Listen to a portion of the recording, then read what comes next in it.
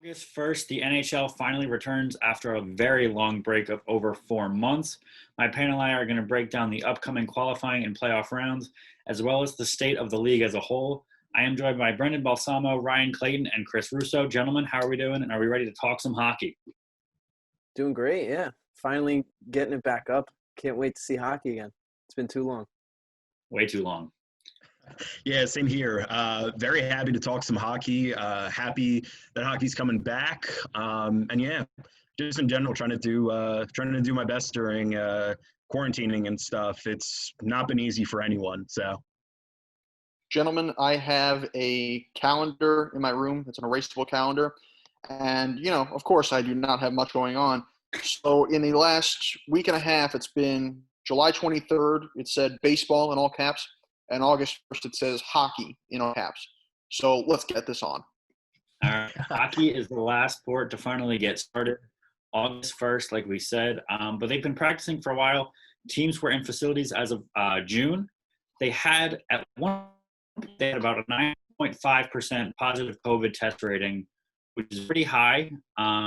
As of recently, per ESPN, they're down to about 2 positive cases out of 800 tests. So do you guys think that the NHL did a good enough job of keeping these players safe during these unprecedented times? Brendan, I'll start with you. I think they're doing a great job, and I think that the bubble is a really good tactic because we've seen it work for the NBA, and now we're starting to see the non-bubble tactic fall through for the MLB. And, they just got to the bubble, but they did a good job of containing it and keeping it in the teams in their respective spots before traveling to their hub cities. So I think from here on out, it can probably only get better. I think they did an excellent job. I thought they were perhaps going to play these games in 2 spots in the United States. However, it makes sense considering quarantine regulations and passport regulations or customs regulations that they're going to play 2 in Canada. A lot of this thanks should be doled out to the actual players who quarantined themselves because these guys are traveling all over the world. You got players from Sweden, Finland, Canada, U.S., Norway, Russia, Germany. You guys got guys all over the Northern Hemisphere. And on top of that, I expected it to be 2 cities in the U.S., but I'm happy that they're doing it in Canada because so many players, even though there are players throughout the world and there's a big population of NHL players in the U.S., Canada, it's the Canada sport, and there are so many guys that probably went home to Canada, and it makes so much more sense. It makes it a lot easier for them to play those games up there. yeah, I have to agree with you, Chris, on a lot of different points. I think bringing up the geography and where they were doing this is very interesting. But overall with the league, I thought that they did an initial good job of shutting down the league. I thought that process was, in general, handled very well. I think it was taken with the utmost sincerity. And everything then, as you guys said, I've been pretty impressed with. So overall, good job by the NHL. I think Bettman is starting to prove something a little bit because everyone's giving him all the hate the past couple of years, and now he's starting to prove himself as a top 2 commissioner probably. I think top 2 is a fair grade there. I mean, because Adam Silver is doing a great job with NBA, and then right. Goodell and Manfred are just disgraces. So that's putting it lightly. Yes, lightly. Originally I was a little nervous about the NHL because there were several teams that had to shut down their facilities. But I think those teams followed protocols set in place by the league and got it wrapped up pretty quickly without a big outbreak occurring for these teams. I mean, St. Louis had to close down, Tampa Bay did because they had a couple of cases, but they kind of handled it pretty well. And now that the teams are finally in the bubbles, I think it'll be hopefully smooth sailing from here. The NBA has been so far so good. I'm hoping the same for hockey. And the hockey bubble looks a lot nicer from the pictures I saw on Instagram yesterday. But moving over to the actual play itself, I mean, these teams haven't been together very long practicing, and obviously they had such a long layoff. Do you think the level of play is going to be up to par? Do you think it's going to be playoff hockey like we're used to seeing, or is it going to be kind of what typically would be early in the season, kind of scrappy hockey. Chris, what do you think? Well, you know what? I think it's going to be a little easier for the 8 teams that are playing the round robin games to adjust, because the games matter. Of course, it's going to matter for playoff seeding, but it's a little like a preseason, because regardless, they're going to be in the top 4, and none of these are going to be elimination games. It's going to be a little easier for them.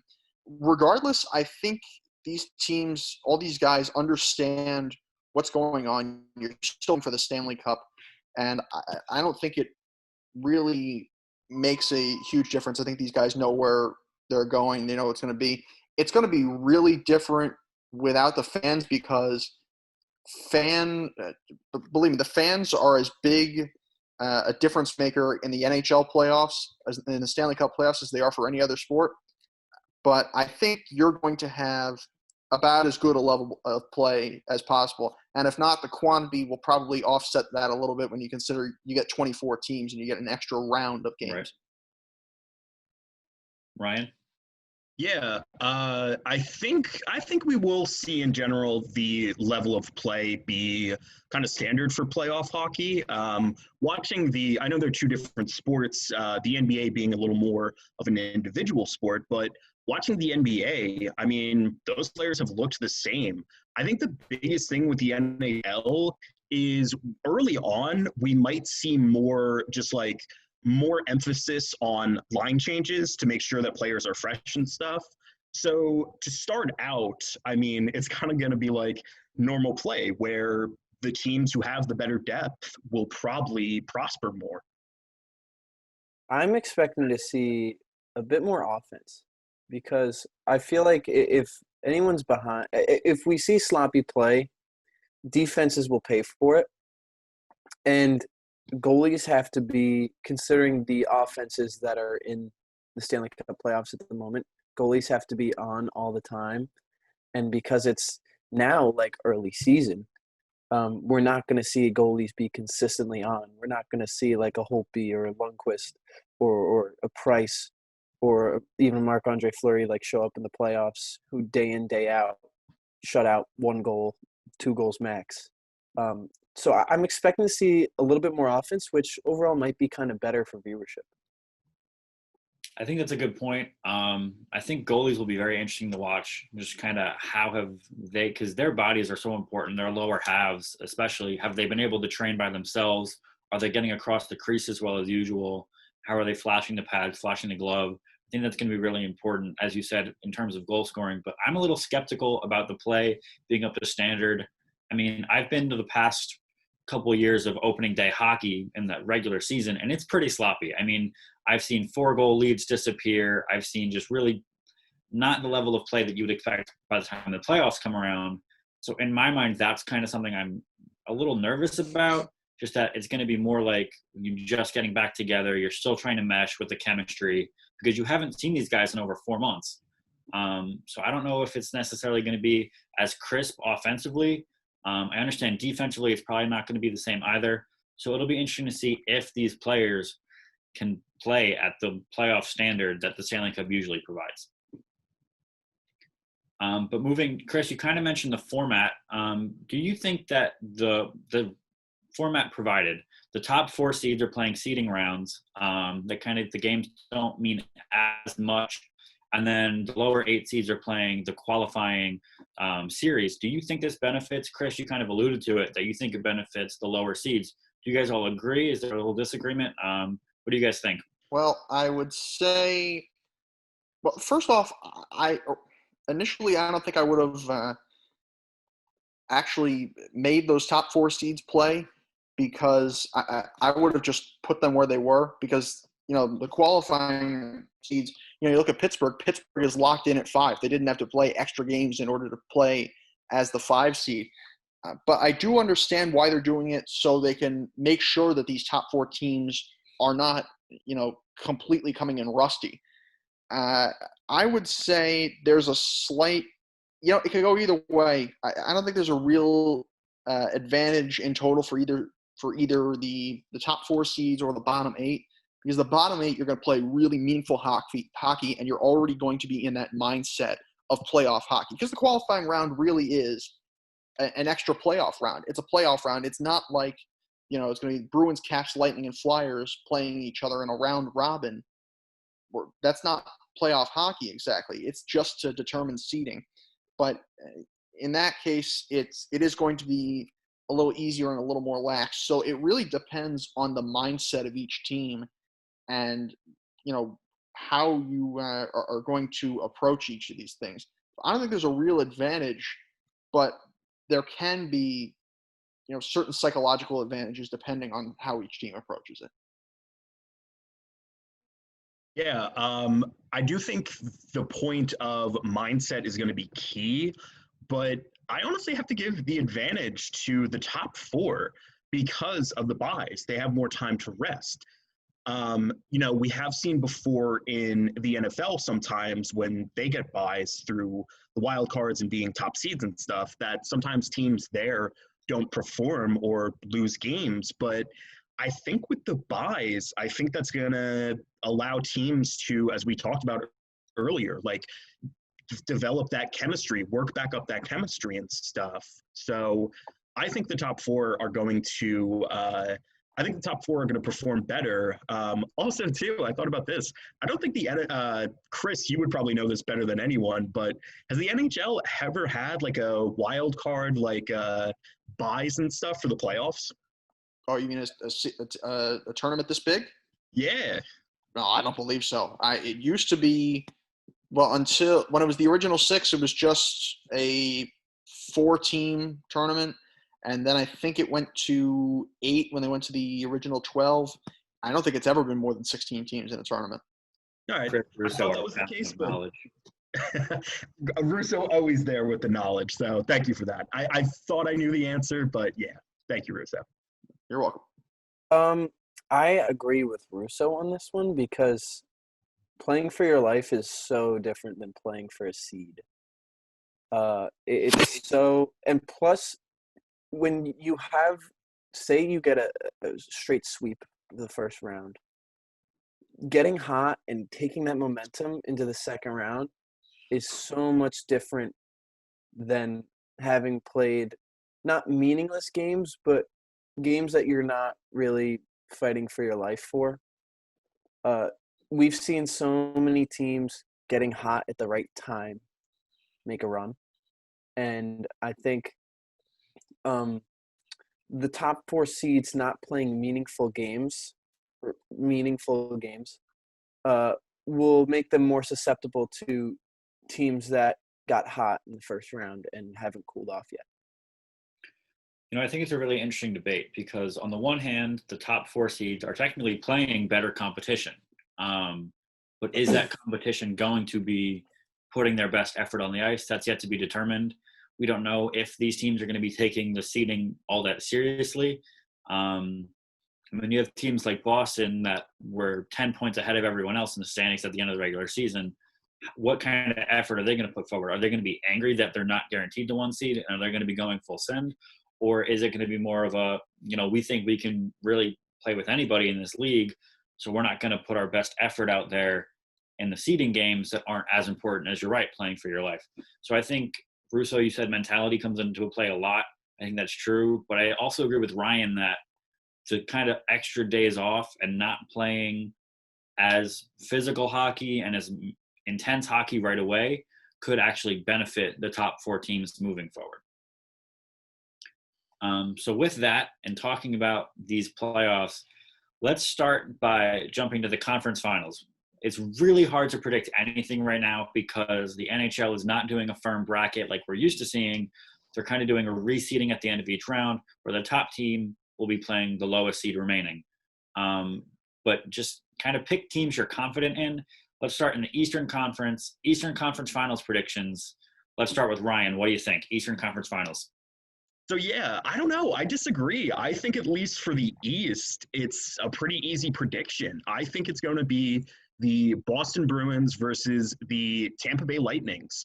for the East. I think those are two very good teams. I mean, we've seen Tampa Bay have some success, at least up until the conference finals in the past few years. And I mean, Boston's coming off of a season where they got to the conference finals. So I think, at least if I had to make a guess who is going to be there in the East, those are the two teams I see getting there.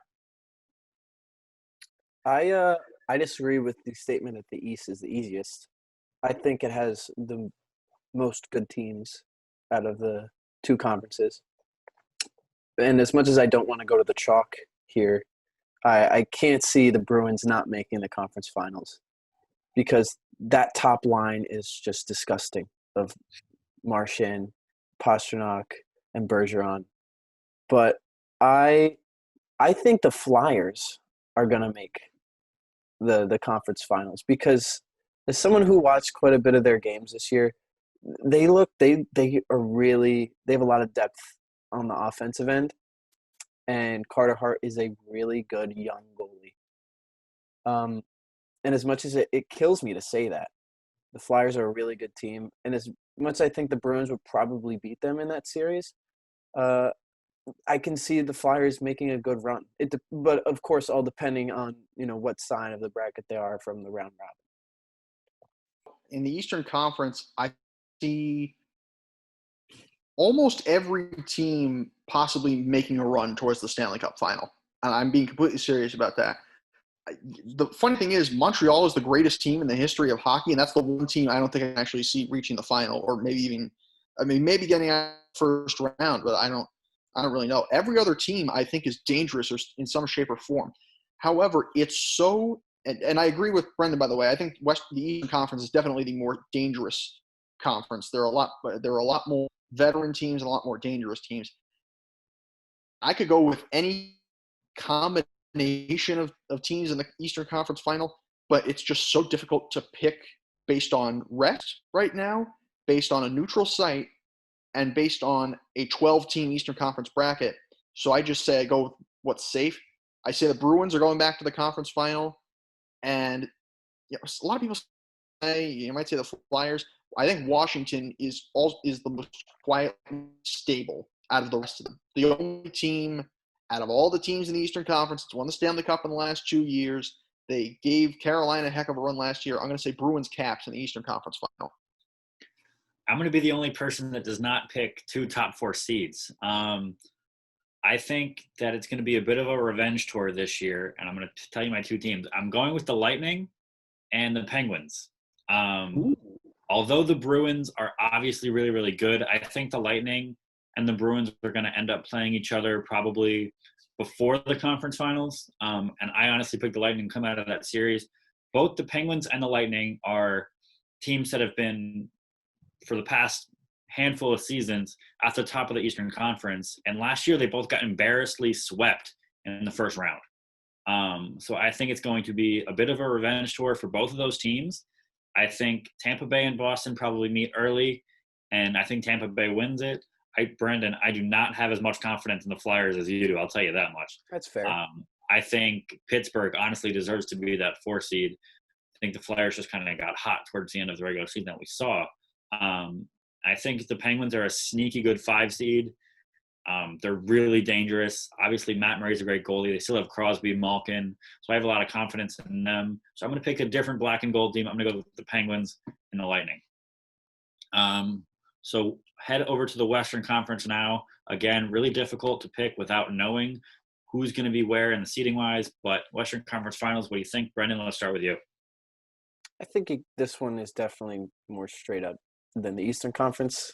And I guess I don't want to go with the standard pick, but so I'm going to go with the Blues and the Avalanche, because the Blues are hot on the heels of a Stanley Cup, and the Avalanche are just an incredible offensive team, a really great offensive power. So I could see the Golden Knights also getting in there, and possibly the Predators too. You're the Oilers because of Draisaitl, but I really think Draisaitl and McDavid. But I really think it's going to be the Blues and the Avalanche. Brian, I totally agree. I honestly didn't think anyone else was going to pick this because I thought I was the only person that had super high confidence in the Avalanche. given they haven't made super deep runs in the past couple of years. But that team has a great offense. They're pretty young, and they're just improving. I think the one area that I'm not super confident is their goalie. Obviously, they got a good tandem, and obviously really only going to play your number one guy anyway. But I think the Western Conference has better goalies, like Marc-Andre Fleury obviously is the number one guy out there. So I just think the Avs might struggle to keep pucks out of their own net, but I think their offense is just overpowering. And the Blues are the exact opposite. The Blues are a great defensive team. Obviously, they can score too, but their defense really stands out. So I didn't think anyone else was going to go with that pick. But Brendan, I completely agree. I think that would be my series. And I think the Blues are going to be the one, and I don't see the Avalanche falling to the 4. So I think that can be an easy conference final. Chris, what do you think?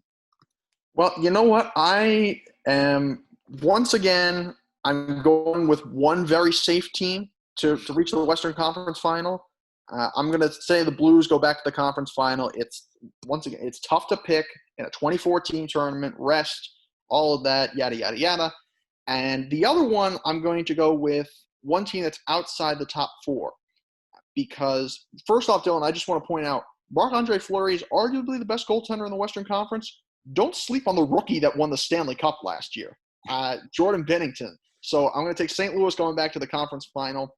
And I'm actually going to take a team outside the top 4. I am going to say the Edmonton Oilers finally get over the hump and get to the conference final. It was 2017. They should have gotten to the conference final and blew a 3-0 lead in Game 5 in Anaheim in like the last 3 minutes.